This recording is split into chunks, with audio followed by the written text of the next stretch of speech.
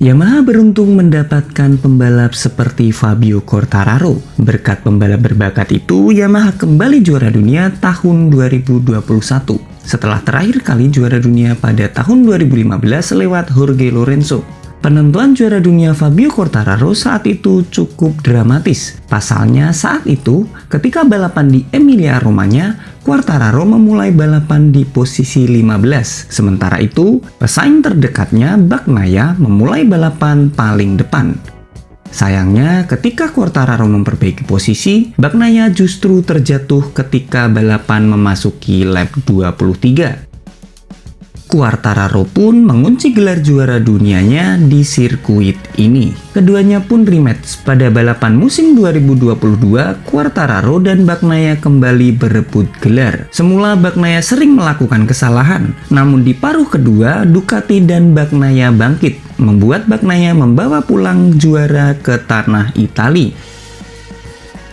Sementara itu, Quartararo dan Yamaha terlihat keteteran. Memang beruntung Yamaha memiliki Quartararo. Meskipun demikian, ada masalah yang lebih mendasar. Kenapa Quartararo bukanlah solusi jangka panjang untuk tim Garputala?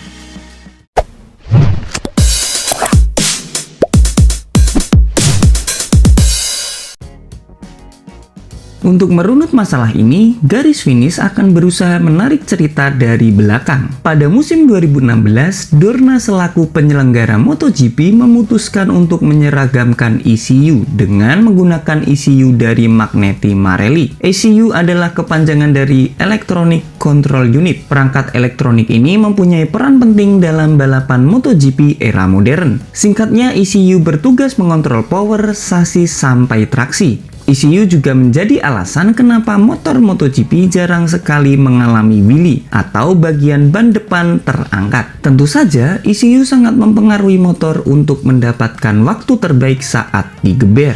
ECU inilah yang kemudian diubah menjadi seragam pada tahun 2016 oleh pihak MotoGP. Hal ini dilakukan dengan alasan agar balapan semakin menarik. Setelah pada musim sebelumnya, ECU ini diproduksi oleh pabrikan masing-masing, sehingga menurut Dorna ini jadi alasan kenapa tim balap tak bisa bersaing dengan tim pabrikan besar. Penolakan tentu saja sempat terjadi. Contohnya saja pihak pabrikan Honda paling lantang menolak rencana ini. Namun aturan itu sudah bulat dan mulai 2016 sampai seterusnya ECU seragam pun digunakan. Secara kebetulan, disinilah masalah pabrikan Yamaha mulai muncul. Kala itu, Valentino Rossi yang masih membela Yamaha mulai mengeluhkan YZR M1 tahun 2016. Keluhan Rossi cukup beralasan. Hal ini karena The Doctor tidak mendapatkan hasil maksimal ketika tes pramusim di sirkuit Phillip Island, Australia. Ketika mengendarai motor baru ini, Rossi perlu berusaha keras untuk mengendalikan saat memasuki tikungan. Pada tes pramusim itu, ia bahkan hanya mengakhiri di posisi 6 dengan waktu terbaik 1 menit 29.40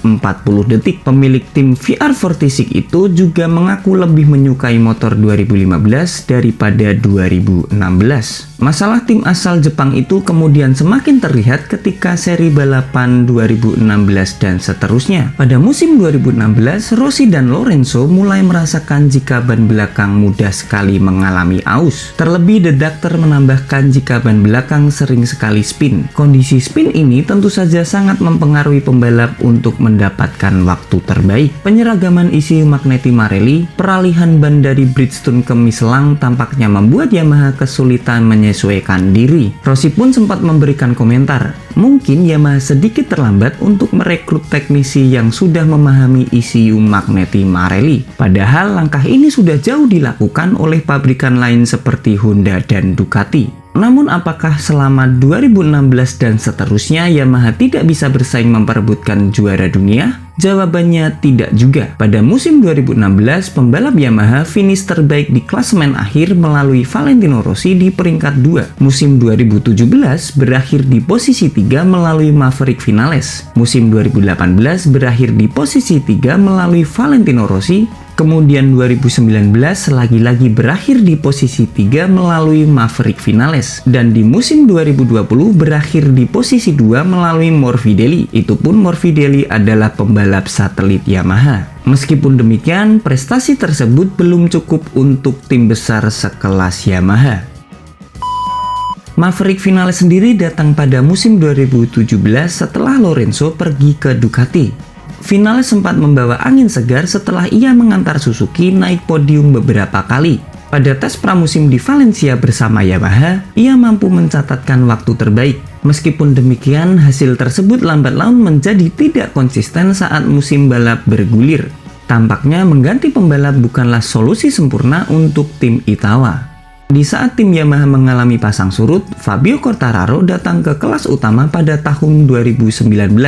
El Diablo memulai rookie bersama tim satelit Yamaha. Pada tahun pertamanya tersebut, ia berhasil mencuri perhatian dengan menyabet 7 podium, terdiri dari podium 2 sebanyak 5 kali dan podium 3 sebanyak 2 kali. Torehan tersebut membuat ia mendapatkan gelar Rookie of the Year.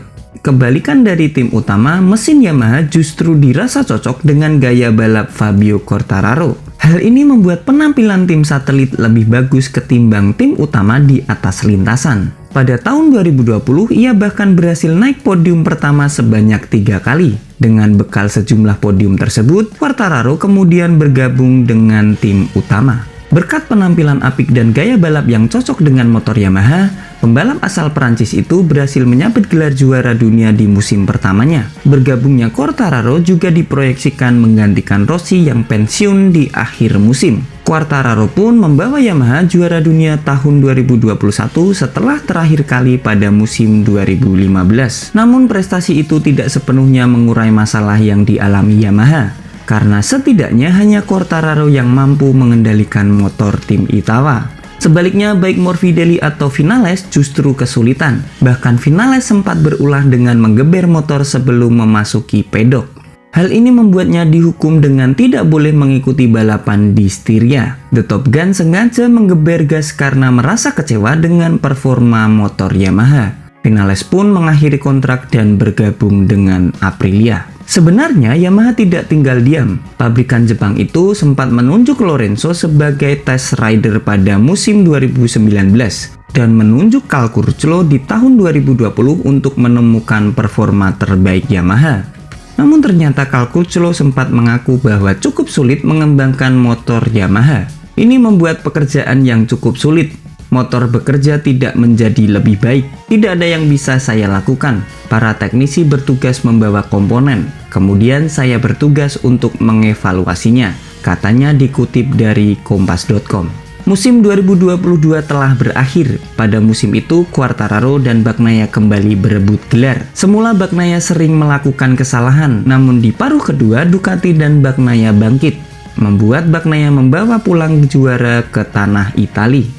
Sementara itu, Quartararo dan Yamaha terlihat keteteran. Situasi ini seolah mengisyaratkan jika masalah motor Yamaha tidak hanya bisa diselesaikan dengan bakat Quartararo saja, karena sejatinya masalah Yamaha sudah terjadi menahun.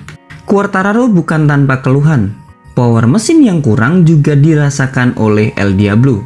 Seringkali ia mengeluhkan jika motornya tidak cukup dekat dengan tim rival. Terbaru ketika tes Valencia 2022, Quartararo menyampaikan kekecewaannya. Kami melakukan tes yang sulit, tetapi ada jeda sebelum musim baru bergulir. Semoga Yamaha mampu bekerja keras, katanya.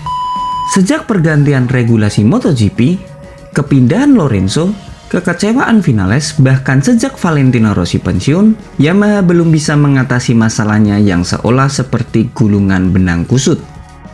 Lantas kapankah Yamaha mampu mengatasi gelombang masalah ini? Harapan Quartararo tadi mungkin juga jadi harapan bagi penggemar MotoGP yang haus akan persaingan. Khususnya kebangkitan Yamaha juga ditunggu oleh para penggemarnya. Fabio Quartararo datang ke tim pabrikan Yamaha pada tahun 2021. Berkat pembalap asal Prancis itu, Yamaha kembali juara dunia setelah terakhir kali juara dunia pada tahun 2015 lewat Jorge Lorenzo. Bakat Quartararo dan gaya balapnya mampu mengangkat Yamaha di tengah situasi sulit. Gaya balapnya dirasa cocok dengan motor tim Itawa. Memang beruntung Yamaha memiliki Quartararo.